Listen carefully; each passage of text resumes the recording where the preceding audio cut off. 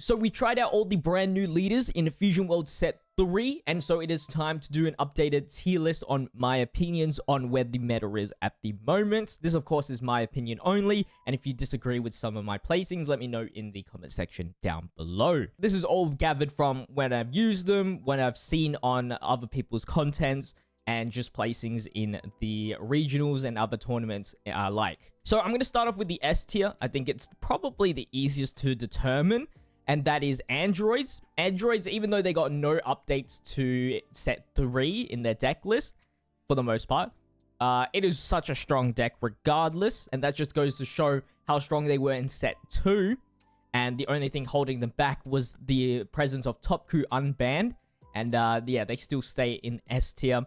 And that's majorly also the fact that blue is very, very strong in this set, which is also why I put Vegeta in S tier. I do think Vegeta is slightly better than Angel Coup, and that's just because Angel Coup kind of like relies on board a little bit more than Super Saiyan Blue Vegeta, which can be an issue when there is like destruction effects such as green has if blue mirror matches bottom deck, which you will most likely see. Zeno really ruins the momentum of Angel Coup, I will tell you that much after using him. But if Angel Coup does get rolling, it does get rolling, I'll tell you that much. So like if there is a way to keep your board healthy, oh my god, it is actually a disgusting deck. But for the time being, I am going to be putting him in the A tier. Now, I'm going to be putting Beerus in S tier as well. I might be wrong. I know it's Jiren or Beerus. I know it's one of those two. I think Beerus versus Jiren is an easier matchup than Jiren versus Beerus, just because of the leader effect minusing 10,000. Combo with any other minus power effects, you can easily take off the key piece of Jiren's deck, which is the 4-cost Jiren. All red decks can run Jiren, the 4-cost. Of course, the actual leader Jiren works best with it, but at the same time, they've still got like the same kind of deck build at the end of the day, and I just think that Beerus is more universally much more easier to use. Yes, this Jiren can outright destroy, can outright be super annoying against green, which is a fair play, and so it's a tough thing because at the same time, blue just destroys Jiren when it comes to stabilizing a board. Of course, Jiren can win. They've made ways to do so. But I think Beerus has a better time versing blue as well. The current blues that we are seeing. But I'm not opposed to switching them out. But I think what I'm going to solidify right now is Beerus better than Jiren. It's a tough call for me. The other new leader we have is Piccolo. And I don't think he's the worst leader in the game per se, just because he's green. I think though he is pretty bad though.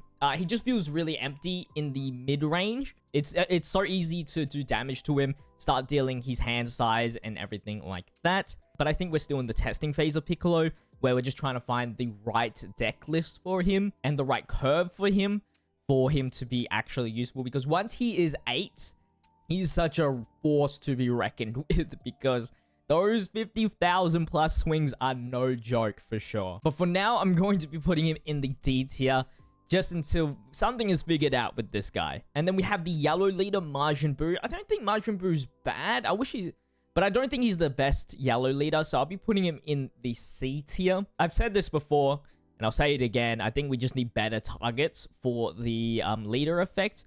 Because I think the best target here is one of the two Barbies. The Barbie that lets you draw when a 3-cost swings on your opponent's side, or the Barbie that searches. And that's pretty much it.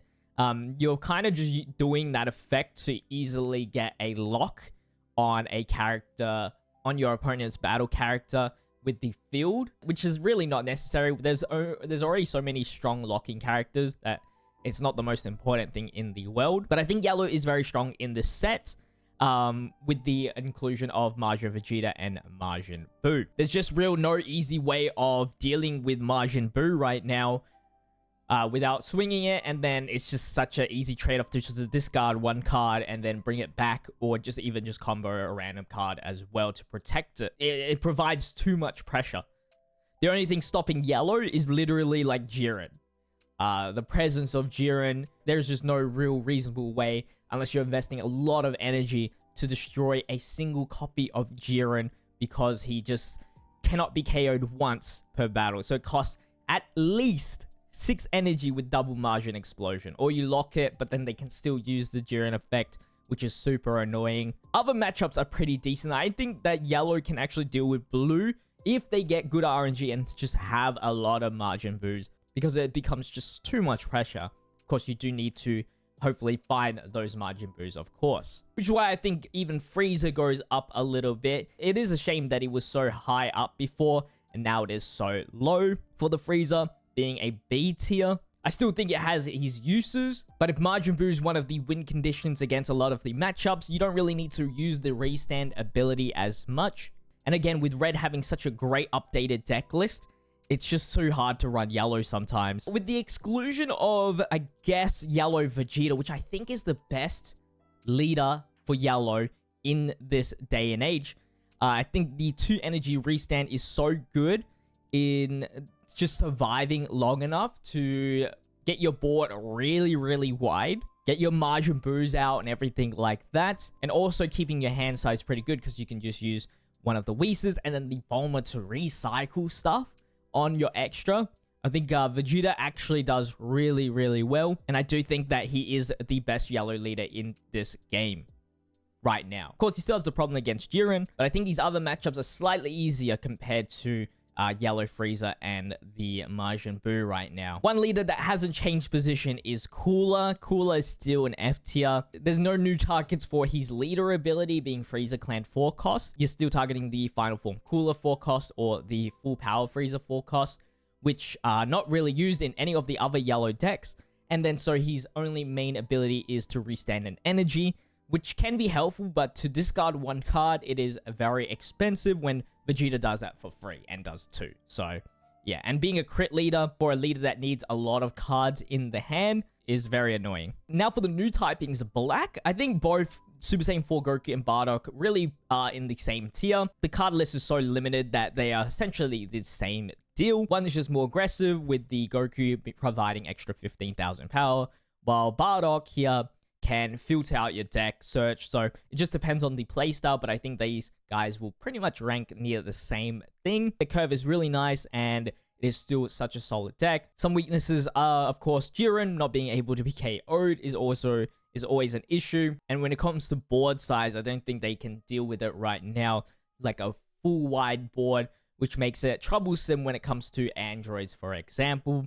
And of course, Blue will be able to bottom deck their crucial cards, which makes it really tough as well. You know what? I'll put Jiren next to Beerus. I think that is a fair assumption to do. I think they're super close. It's just really hard to say. But let's go and finish up the rankings for the other characters from the older sets.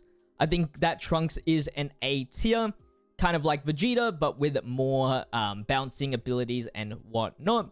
The aggression is more preferred because of the androids matchup, I think. But I do think Vegeta is a little bit better than Trunks because of the 35,000 swing that Vegeta provides. It is just too much power. The amount of 3 costs that you can bounce on your opponent's side is very limited. That is very important, which means that you need to somehow lower the cost of your enemies in order to actually bounce like a 4 cost, which is more the size that you want to be bouncing back, which can be very hard to stick some of those cards unless you just run 4 Mize, but it'll just waste you a card at the end of the day just to bounce something back. I do think it's still super good though, but I think the proper deck build just leans towards using Vegeta. Zamasu, I'm going to be putting him in B. Awakening at 3 is too scary. Not being able to draw is kind of tough as well. And he leans more on the control side, which still works for sure. But of course, the green matchup is still as hard as ever, while these guys have been trying to change their deck list to hopefully get an easier matchup against green. It's kind of like, I guess, 65-35. Set 2 was like 80-20 maybe, depending on the deck build. If you had the Videl vanilla spam, I guess that increases like 60-40 as well. But I think there's just many more reasons why you should be using Trunks and Vegeta over Zamasu. I'm going to be putting Ginyu at C. Ginyu is still one of those you make it or break it type of thing. If you just have the cards necessary, the top deck, the draws that you need, it is a monster. But you can never put it any higher because it is just super unreliable for results. There's just too many ways to counter those results. With bottom decking, destroying a singular card can shift the momentum of how your deck is played. So with that reason, you can just only put it at C. It can still do some devastating results though. And that goes the same with Goku Black, but at least it feels a little bit better than the Ginyu. And so I'll be putting him in the B tier. Goku Black always needs to find that 6 cost. So unfortunately got no real updates this set 3. But I don't think it really needed. The greatest addition was the 20k critical Vegeta, which helps you self-awaken, but also still applying forward pressure. Because Mai was great. It was just that she didn't really do anything else. You didn't have any balance effect cards in your deck anyway to essentially get that draw. And so Vegeta replacing her was actually kind of pretty good. I still think that it relies too much on the 6 cost. And so if you don't get those 6 costs out, your deck's kind of just dead. The last 2 colors we have is red and green.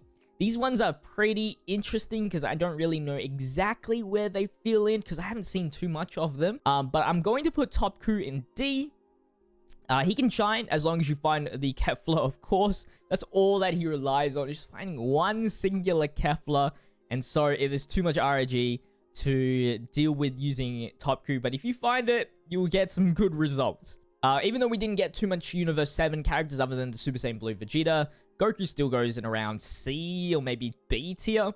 And then Super Saiyan Goku probably C tier. I think that's the hierarchy. It's weird for Super Saiyan Goku because I always see him get some results in like tournaments and whatnot. But like, I cannot put him any higher than C. It just feels weird because his leader ability, although it gives a 5,000, it just feels really weird to me. At least Goku's still that aggro.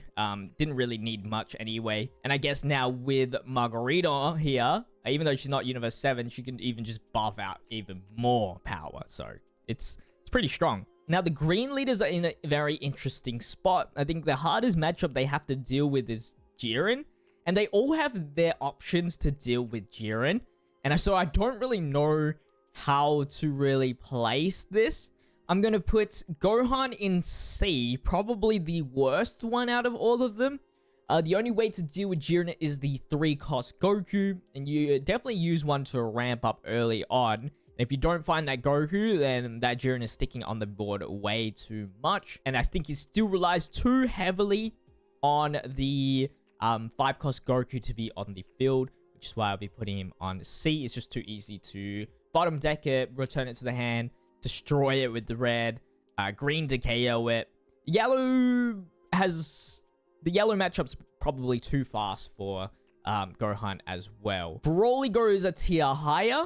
His way of dealing is the 7-cost Broly, which is a much more later option, and he's a bigger stick. So at least that's got something to do with him. He's a faster ramp as well. They essentially share the same deck as well. And the 25k body is still super annoying to deal with certain decks. And lastly, Cell, I think, goes in the same tier as Broly. I just don't think any of the greens are A tier other than the androids. They just feel really empty in the mid-range, especially Cell as well, compared to the other leaders and being a 20k body. The only thing good is that he has a constant way of healing, which is really cool. And also he can still ramp pretty fast as well compared to the Gohan. And his more reliant card, which is Cell Games Arena, is not as easy to get rid of compared to the 5-cost Goku with the Gohan. But I don't think he's any leagues above Broly. I think Broly's still kind of in the same spot as Cell as well. And that's how I'm going to end off my tier list. I think most of it I'm pretty happy with. I'll definitely try and update this once the set is over and see what's really up. But for now, I think these are good stuff. I hope you guys did enjoy. If you guys did, don't forget to leave a like and subscribe to the channel. And I will see you guys in the next video. As always, peace.